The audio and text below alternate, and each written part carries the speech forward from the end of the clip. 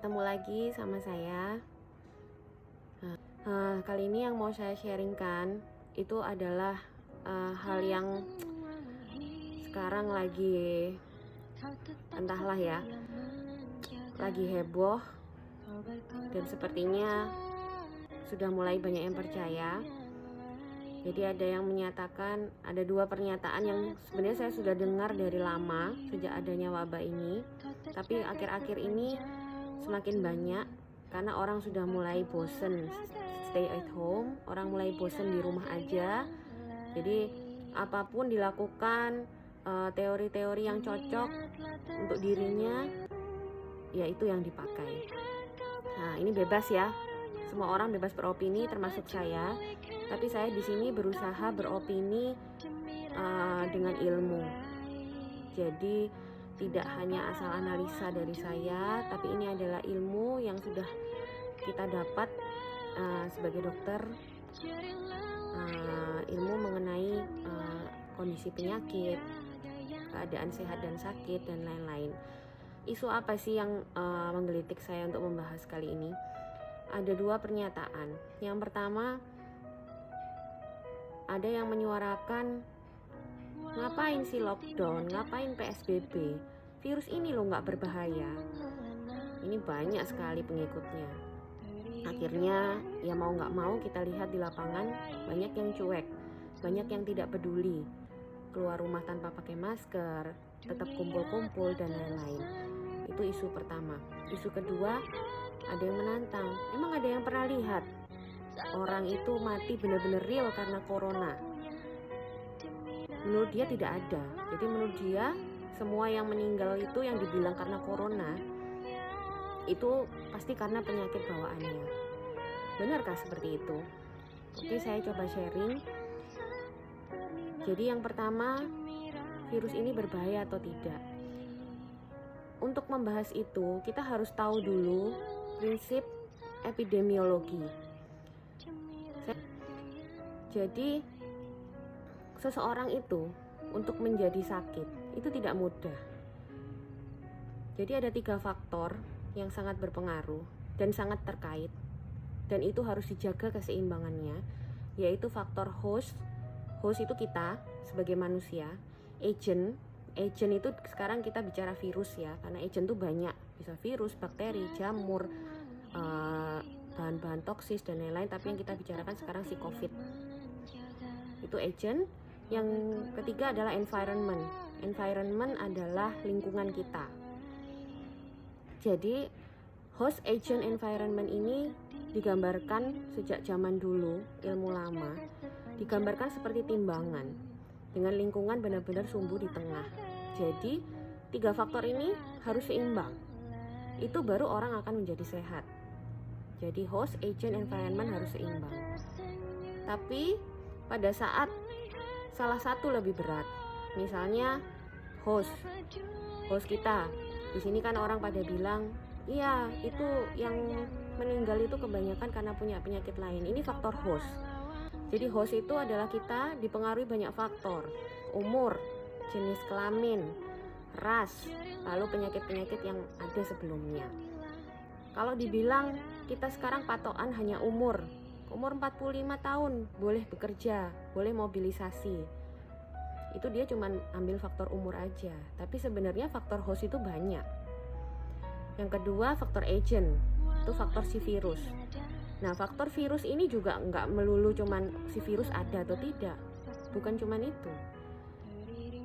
Jadi faktor virus ini juga dipengaruhi ada faktor yang namanya patogenisitas, yaitu kemampuan si virus ini untuk menjadikan seseorang itu menjadi sakit. Yang kedua faktor virulensi. Faktor virulensi itu kemampuan si virus selain menjadikan orang itu sakit, tapi merusak juga. Keganasan itu di sini namanya virulensi. Jadi orang yang terinfeksi itu belum tentu sampai sakit berat. Nah ini tingkat virulen dari si virus juga mempengaruhi. Lalu yang ketiga ada infektivitas. Jadi kemampuan si virus itu untuk menginfeksi seseorang. Lalu lingkungan itu di mana kita bekerja, bagaimana perilaku orang di sekitar kita, tempat kerja kita seperti apa, ventilasinya seperti apa, itu sangat berpengaruh. Jadi kalau kita bilang pertama, tidak perlu lockdown, tidak perlu PSBB, virus ini tidak berbahaya. Oke, sekarang kita bahas si virus. Si virus COVID ini patogenisitasnya, oke, infektivitas dulu ya, yang paling rendah. Infektivitas itu adalah kemampuan si virus untuk menginfeksi seseorang. Jelas ini nggak usah dipertanyakan lagi. Kemampuan infeksiusnya tinggi, karena terbukti pasien terdeteksi positif banyak. Yang kedua, patogenesitas. Jadi kemampuan si virus untuk menginfeksi dan menimbulkan gejala. Dikatakan dari 100% penderita, 80% ini memiliki gejala ringan. Berarti kemampuan patogenesisnya juga tinggi. Lalu gimana virulensinya? Virulensi ini yang berbahaya. Karena setelah dia menginfeksi, dia menyebabkan gejala berat hingga meninggal. Nah ini datanya gimana? Katanya kan dari 100%, 80%, sekitar 80-85% itu gejala ringan. Yang berat adalah 15%, di mana 5% jatuh ke kondisi ICU, masuk ICU hingga meninggal. Jadi kalau data kematian kita lihat di Indonesia itu sekitar 8-9%, dibandingkan di dunia sekitar 3-4%. Ya ini yang masalahnya kita belum bisa simpulkan. Virus ini berbahaya atau tidak. Kalau kita misalnya buru-buru bilang oh tidak berbahaya, enggak juga. Karena case fatality rate Indonesia tinggi loh. Ada yang bilang ya karena belum semua terdeteksi. Oleh karena itu kita nggak bisa menyimpulkan dulu. Data kita belum valid, data kita belum lengkap. Jadi kalau dibilang si virus tidak berbahaya, mana buktinya? Ada yang meninggal, kemampuan infeksiusnya tinggi, menularnya cepat, kemampuan patogenisitasnya tinggi juga. Jadi itu yang maksud saya, bila kamu menyatakan virus ini berbahaya, dasarmu apa? Kalau dasar saya ilmu tadi itu, karena virus dikatakan berbahaya ada 3 kemampuan itu. Sudah terjawab, oke? Lalu yang kedua, ada yang pernah lihat pasien meninggal murni karena corona? Nah, balik lagi ke teori tadi host agent environment. Ada yang namanya rentan dan terpapar.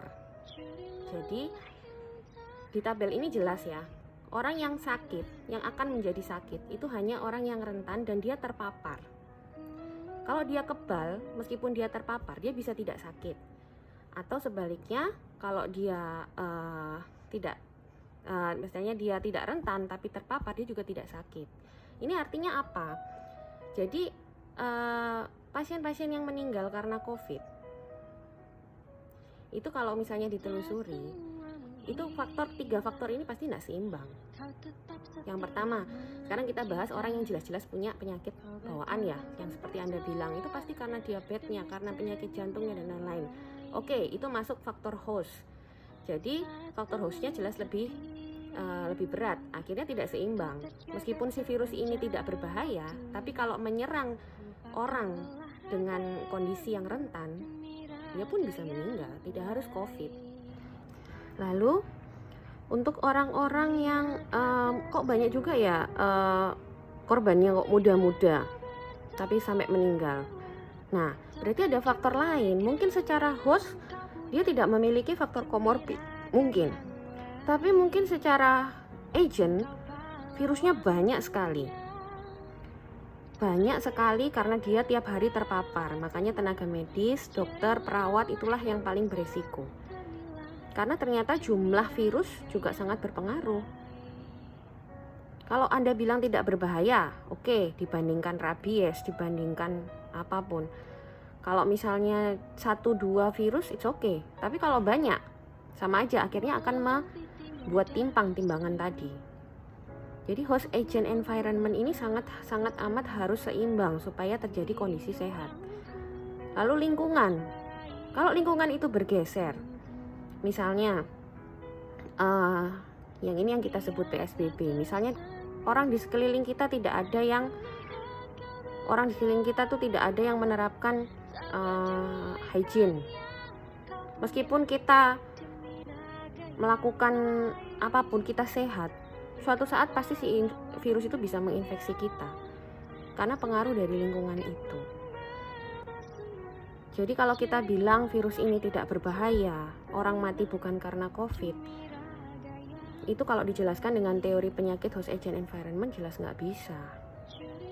Keputusan untuk membolehkan orang usia di bawah 45 tahun untuk bekerja dan lain-lain, coba aja balik ke teori timbangan ini tadi. Berarti itu yang dilihat hanya faktor hostnya aja.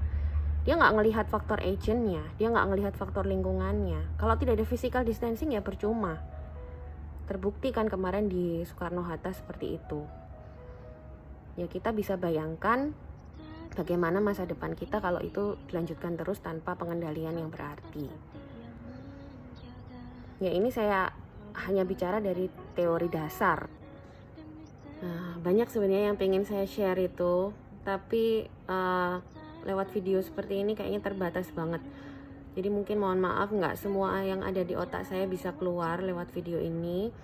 Jadi bagi siapapun yang mau diskusi, mau tanya, bisa langsung hubungi saya. Dunia telah tersenyum melihat kau bertaruh nyawa, tak peduli